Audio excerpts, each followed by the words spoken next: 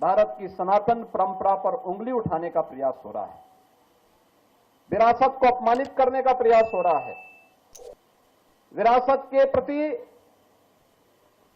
समाज की दृष्टि को कमतर करने का कुत्सित प्रयास हो रहा है।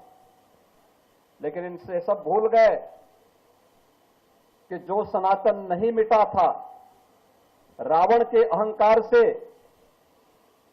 जो सनातन नहीं टिका था, कंस के हुंकार से जो सनातन नहीं मिटा था, बाबर और औरंगजेब के अत्याचार से वह सनातन इन तुच्छ सत्ता परजीवी जीवों से क्या मिट पाएगा। आज इनको स्वयं अपने कृत्यों पर लज्जित होना चाहिए।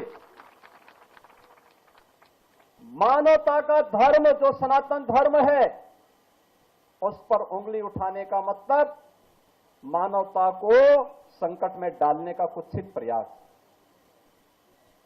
याद करिए, दुनिया की कौन सा ऐसा मत, मजहब और संप्रदाय है जिसको उसके संकट के समय पलक पावड़े बिछा करके उसके स्वागत के लिए सनातन धर्मावलंबियों ने उनकी सुरक्षा और उनके संरक्षण का कार्य न किया हो।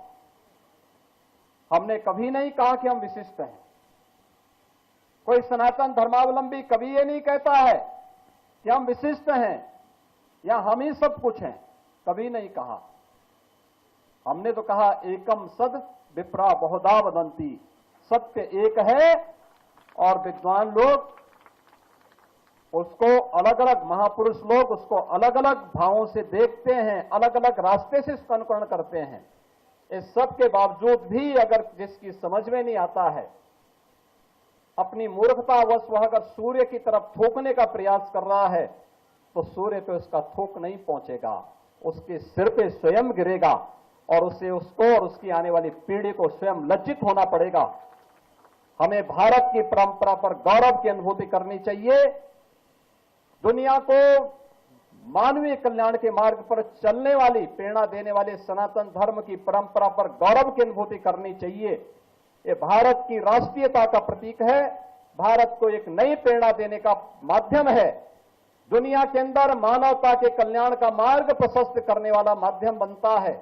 और यही कारण है कि आजादी के अमृत महोत्सव के उपरांत अमृत काल के प्रथम वर्ष में जब भारत दुनिया का G20 के देशों का प्रतिनिधित्व प्रधानमंत्री मोदी जी के नेतृत्व में कर रहा है, तो भारत ने G20 का थीम भी दिया वसुधैव कुटुंबकम का।